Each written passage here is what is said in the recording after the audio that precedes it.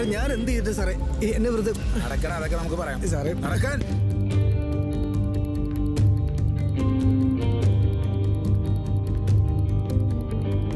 ഇതൊരു പോലീസ് ഓപ്പറേഷനൊന്നുമല്ല. എനിക്ക് നിങ്ങളോട് ഒറ്റയ്ക്കൊന്ന് സംസാരിക്കേണ്ട കാര്യമുണ്ടായിരുന്നു. അതാ ഇവിടെ കാണാമെന്ന് വെച്ച്.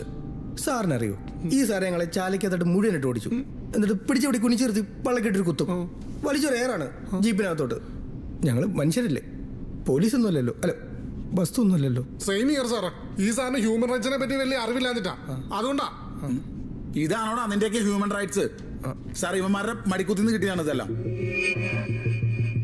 ഇപ്പൊ ഞങ്ങള് പഴയ പോലെ ഫീൽഡിലില്ല സാറേ. ഞങ്ങൾക്ക് നിങ്ങളിൽ നിന്നൊരു കാര്യം അറിയാനുണ്ട്. അത് പറഞ്ഞു കഴിഞ്ഞാൽ നിങ്ങൾക്ക് പോവാം. ഇപ്പം നിങ്ങളിൽ നിന്ന് കണ്ടെടുത്ത ഈ മെറ്റീരിയൽസിന്റെ പേരിൽ ഒരു നടപടി ഉണ്ടാവില്ല. അതാണ് ഡീൽ. സമ്മതമാണോ? സാറിന് എന്താ അറിയണ്ടേ? പ്ലേറ്റ്. ഹൈ റിസ്കാ സാറേ. ആ ഋഷിരാജ് സിംഗ് സാറ് വന്നേ പിന്നെ മൂവിങ് കുറവാണ്.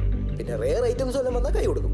വല്ല കൂണോ മീനോ കെമിക്കലോ അങ്ങനെ എന്തെങ്കിലും. നിങ്ങൾ ഇതിൽ പറയുന്ന ആ മീനിൽ നിന്ന് കിട്ടുന്ന ടോപ്പ് ഇഞ്ചെക്ട് ചെയ്യുന്ന ആ സെറം ഉണ്ടല്ലോ, എവിടുന്ന അതിന്റെ സോഴ്സ്?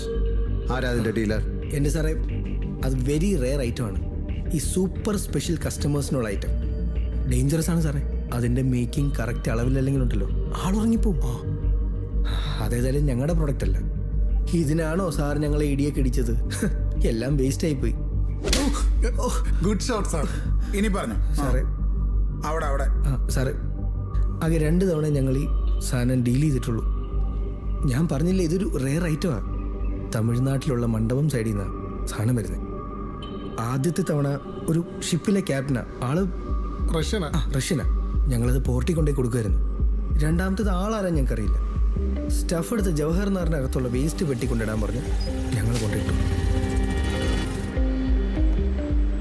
നിന്റെ ഒരു സ്വഭാവം വെച്ചിട്ട് നീ അങ്ങനെ സ്കൂട്ടാവാൻ വഴിയില്ലല്ലോ.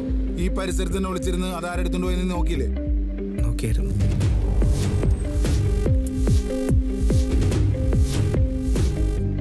ആ കാറിനകത്ത് ആരാ ഉണ്ടായിരുന്നത് നീ കണ്ടില്ലേ? ഇല്ല സാർ, ഞാൻ കൈ മാത്രമേ കണ്ടുള്ളൂ. പക്ഷെ അതൊരു പെണ്ണായിരുന്നു. വിരലുകൾ കണ്ടായിരുന്നു. ഓർത്തു നോക്ക്, ഒരു വയലറ്റ് നെയിൽ പോളിഷ് അല്ലായിരുന്നു ആ നഖങ്ങൾക്ക്? അതെ. ആ കാറിന്റെ നമ്പർ ശ്രദ്ധിച്ച? ഇല്ല സാർ, അന്നേരം ഞാൻ നോട്ട് ചെയ്തായിരുന്നു. പക്ഷെ പിന്നെ കൊണ്ട് വിട്ടുപോയി. സത്യം. നിന്നെ കൊണ്ട് ഈ ജോലി ചെയ്യിപ്പിച്ച ആള് ഈ സ്റ്റഫ് ഇതിനു മുമ്പ് നിന്നെ കൊണ്ട് ഡെലിവറി വെച്ചിട്ടില്ലടാ. ആരാ നിന്നെ ഈ ജോലി ഏൽപ്പിച്ചേ?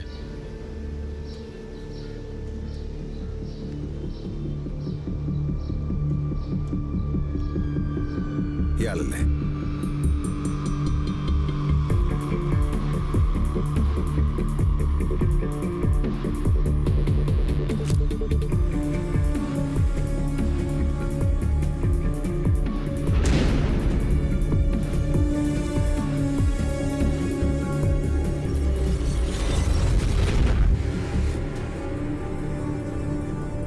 മാത്യു സാറിന്റെ ഫാമിലിക്ക് ഉണ്ടായ ആ ആക്സിഡന്റ് ഉണ്ടല്ലോ, ഞാൻ അതിന്റെ റെക്കോർഡ്സ് ഒക്കെ ഒന്ന് നോക്കുമായിരുന്നു. അവരുടെ വെഹിക്കിൾ ഇടിച്ച ട്രക്കിന്റെ ഡ്രൈവറും സ്പോട്ടിൽ മരിച്ചല്ലോ.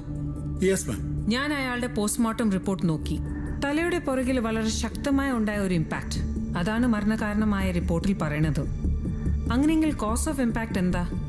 ഹെവി ആയിട്ടുള്ളൊരു മെറ്റൽ ഒബ്ജക്റ്റിൽ നിന്നുള്ള ഇഞ്ചുറി ആവാനാണ് സാധ്യതയെന്നാണ് ഫോറൻസിക് ചീഫ് ഗീത മാഡം പറഞ്ഞത്. അവിടെ എവിടെയും തലയിടിച്ചായിരിക്കാം. പിന്നെ കൊളീഷന്റെ ആഘാതത്തിൽ ഡ്രൈവർ ഫ്രണ്ട് ഗ്ലാസ് ബ്രേക്ക് ചെയ്ത് പുറത്തേക്ക് വീഴുകയും ചെയ്തിരുന്നു. ആക്സിഡന്റ് ഉണ്ടായി ഏകദേശം 40 മിനിറ്റോളം സാറിന്റെ ഭാര്യയും മകളും ആ റോഡിൽ കിടന്നു, അൺഅറ്റൻഡഡ്. നിയമത്തിൽ നിന്ന് രക്ഷപ്പെട്ടവരെ മുഴുവൻ ശിക്ഷിക്കാനാണെങ്കിൽ എത്ര പേരെ ഇവർ കൊല്ലണം? ആ ഒരു വലിയ പ്രോബബിലിറ്റിയിൽ നിന്നും ഡോക്ടർ തരകനും വിനോദും മോഹനും പിന്നെ ഇപ്പൊ കൊല്ലപ്പെട്ട 3 പേരും, എന്താ ആ സെലക്ഷന്റെ ലോജിക്? ഒരു ലോജിക് ഉണ്ട് സാർ. ഒരു സിമ്പിൾ കോമൺ ഫാക്ടർ. ഈ 2 കൊലപാതകങ്ങളുടെയും കാരണമായ ക്രൈമുകളുടെ സെറ്റിംഗ് തരകൻസ് മെഡിസിറ്റിയാണ്.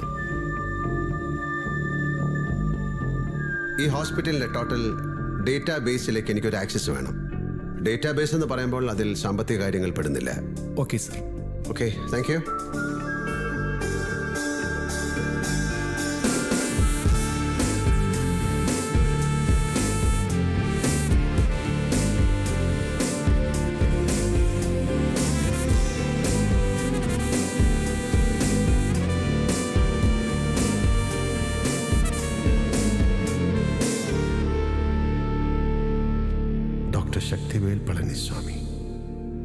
ശക്തിവേൽ കേരളത്തിൽ ജനിച്ചു വളർന്ന ഒരു തമിഴനായിരുന്നു. ആലപ്പുഴ മെഡിക്കൽ കോളേജിന്റെ മോർച്ചറിയുടെ സെക്യൂരിറ്റി ജീവനക്കാരനായിരുന്നു അയാളുടെ അച്ഛൻ പഴനിസ്വാമി. മെഡിക്കൽ എൻട്രൻസ് പരീക്ഷയുടെ റാങ്ക് ലിസ്റ്റിൽ ശക്തിവേലിന്റെ പേരുണ്ടായിരുന്നു. എന്നാൽ കോളേജിലെ അലോട്ട്മെന്റ് ലിസ്റ്റിൽ നിന്ന് അയാൾ ഒഴിവാക്കപ്പെട്ടു. പകരം മാനേജ്മെന്റിന് താല്പര്യമുള്ള ഒരാളിന് ആ സീറ്റ് കൊടുത്തു.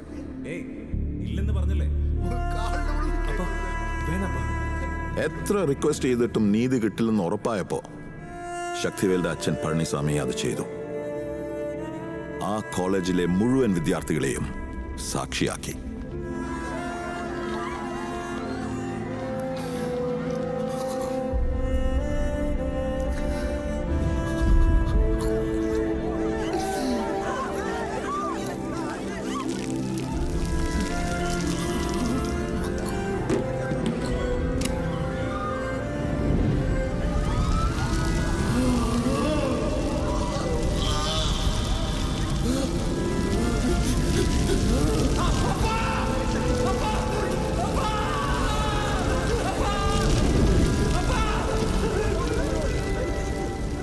അച്ഛന്റെ മരണം കൺമുന്നിൽ കണ്ട ശക്തിവേലിന് സമനില നഷ്ടപ്പെട്ടു. പിന്നെ സാറിന് അറിയാവുന്ന പോലെ കേരളം കണ്ടത് തീവ്രമായ ഒരു വിദ്യാർത്ഥി പ്രക്ഷോഭമായിരുന്നു.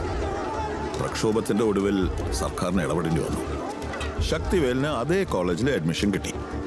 കോളേജിൽ അയാൾ തീർത്തും ഏകാഗിയായിരുന്നു. അയാളുടെ അടക്കി വെച്ച രോഷവും പ്രതിഷേധവും ഒക്കെ അയാൾ അന്ന് ചില ലിറ്റിൽ മാഗസീൻസിൽ എഴുതിയ കുറിപ്പുകളിൽ കാണാം.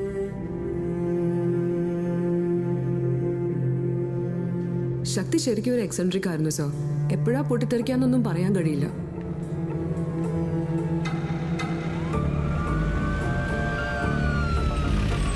എനിക്ക് തോന്നുന്നു ഷൂ ത്രോയിങ് എന്ന പ്രതിഷേധ പരിപാടി ഇന്ത്യയിൽ ആദ്യം തുടങ്ങിയത് ശക്തിയാണെന്നാ. അന്നത്തെ വിദ്യാഭ്യാസ മന്ത്രി കോളേജിൽ ഒരു വിസിറ്റിന് വന്നപ്പോഴായിരുന്നു അത്. He was remanded for that offence. പക്ഷെ കേസ് ഒന്നും ആകാതെ പോയി. സോ ഡോക്ടർ ശക്തിവേൽ പളനിസ്വാമി അവർ മാൻ.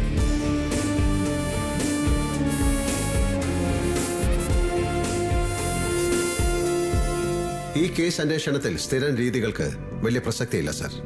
കാരണം ഇവിടെ നടന്നിരിക്കുന്ന കൊലപാതകങ്ങൾ തികച്ചും അൺകൺവെൻഷനലാണ്. അഴിമതിയിലൂടെയും അധികാര കേന്ദ്രങ്ങളുടെ സ്വാധീനത്താലും ഒതുക്കപ്പെട്ട 2 കേസുകളിൽ നിന്ന് രക്ഷപ്പെട്ട 4 പ്രതികളും അവരെ സഹായിച്ച 2 പേരുമാണ് കൊല്ലപ്പെട്ടിരിക്കുന്നത്.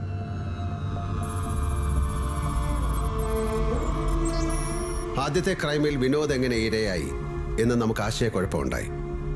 അയാൾ എന്തിന് കൊല്ലപ്പെട്ടു എന്നതിന് നമുക്ക് ഉത്തരം കിട്ടുന്നത് പിന്നീട് രണ്ടാമത് നടന്ന ഇൻസിഡന്റിലൂടെയാണ്. വിനോദിന്റെ സഹായത്തിലൂടെ രക്ഷപ്പെട്ട പീഡനക്കേസിലെ പ്രതികളാണ് ഇവിടെ കൊല്ലപ്പെട്ടിരിക്കുന്ന 2 പേർ. ഇവിടെയും there is an odd man out. Kumar വല്യവീടൻ. അയാളുടെ കൊലപാതകം സൂചിപ്പിക്കുന്നത് ഇനി നടക്കാൻ പോകുന്ന ഒരു ക്രൈമിനെയാണ്. അയാളുടെ ഫേസ്ബുക്ക് പോസ്റ്റുകളും ബ്ലോഗുകളും ഞാൻ പരിശോധിച്ചു. അഴിമതിയും നീതി നിഷേധങ്ങളും തടയാൻ കഴിയുന്ന അതിമാനുഷ്യനായ ഒരു വ്യക്തി, എ ലോൺ ക്രൂസൈഡർ. അങ്ങനെ ഒരു സങ്കല്പം അയാളുടെ റൈറ്റിംഗിലുണ്ട്. സോ യു തിങ്ക് അയാൾ ജോലി ചെയ്തിരുന്ന ആശുപത്രിയിൽ അയാൾ വിറ്റ്നസ് ചെയ്ത 2 ഇൻസിഡൻസ്, 2 നീതി നിഷേധങ്ങൾ, അതാണ് അയാൾ ഈ കൊലപാതകങ്ങളിലേക്ക് ട്രിഗർ ചെയ്തത്. പക്ഷെ സാറിപ്പ പറഞ്ഞ പോലെ ഒരു പ്രകോപനം ഉണ്ടായപ്പോൾ എടുത്തു ചാടി കൊലകൾ നടത്തിയ ഒരാളല്ല ഡോക്ടർ ശക്തിവേൽ. വർഷങ്ങൾ നീണ്ട ഒരു ബിൽഡപ്പ്, ഒരു ഡീറ്റെയിൽ സൈക്കോളജിക്കൽ പ്രിപ്പറേഷൻ അയാൾക്കുണ്ടായിരുന്നു.